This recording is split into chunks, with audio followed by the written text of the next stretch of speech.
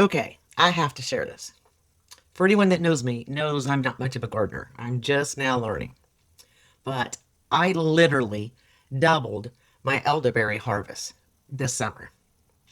The cheapest, simplest trick ever. I wish I would have known this sooner. So, if you grow elderberries, watch this. So, 2 years ago, I decided I wanted to plant elderberries. I didn't know what variety would work. I didn't know if they'd even like the spot that I had picked out, the south side of the house, full of sun. I have a south wind, so I experimented. I have a little bit of a confession. I got a late start. I didn't order my cuttings until May.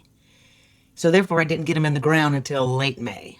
Typically, you're supposed to have them in the ground by mid-March for the zone that I live in, which was zone 6B, but in 2023 they changed it to 7A.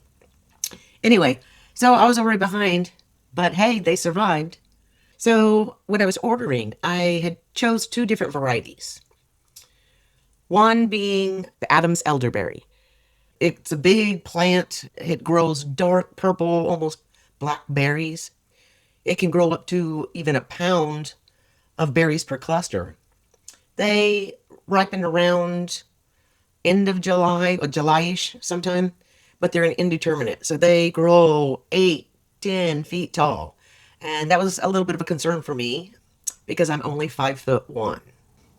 Then the second variety that I had chosen was the ranch elderberry. They grow more upright, single stem. They're shorter, which would be great for someone short like me. They don't grow very bushy.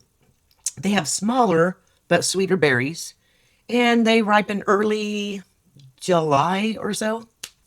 So we'll call it year one, which is actually May when I put them in the ground and got them started, to August before they start to go dormant. So that first year was mostly just establishing, developing a root system, and them starting to grow. They tried to bloom a little bit, but there was no real harvest, which is totally normal. So year two, which would be actually, 14 months later, I had tons of berries everywhere, and I couldn't pick them fast enough.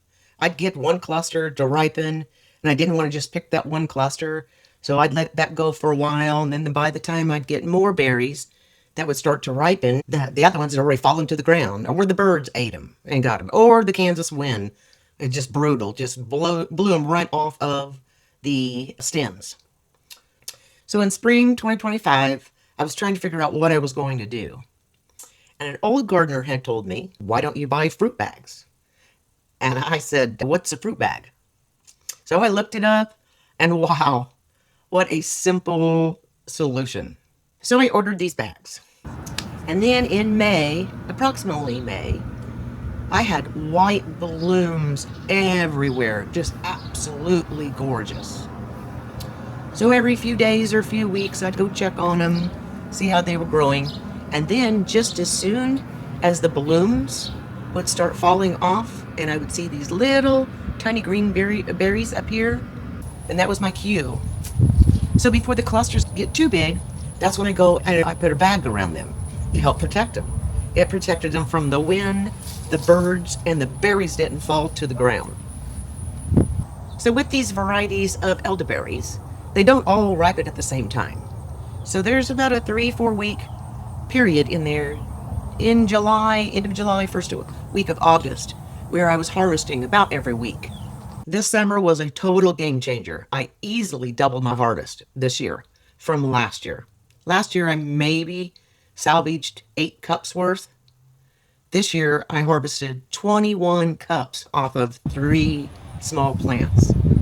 These bags protected them from the wind, from the birds, from how they used to fall off as I would harvest them. They were clean, it was simple, and it was the cheapest solution. Why didn't I know this sooner? So follow me into the garage, and I will show you, as I pull the berries out of the bags, how many are left in the bottom of the bags. It was amazing. All of those would have been lost. They would have been on the ground. So check out the next video where I remove them from the stems and start to bag them up. Timing completely matters when harvesting elderberries. The difference between ripe and overripe, whether your fingers are completely all purple or it's a simple clean process. Anyway, I'll have a link below for the fruit bags. So if you grow elderberries, try this. I was just way too excited not to share this little trick.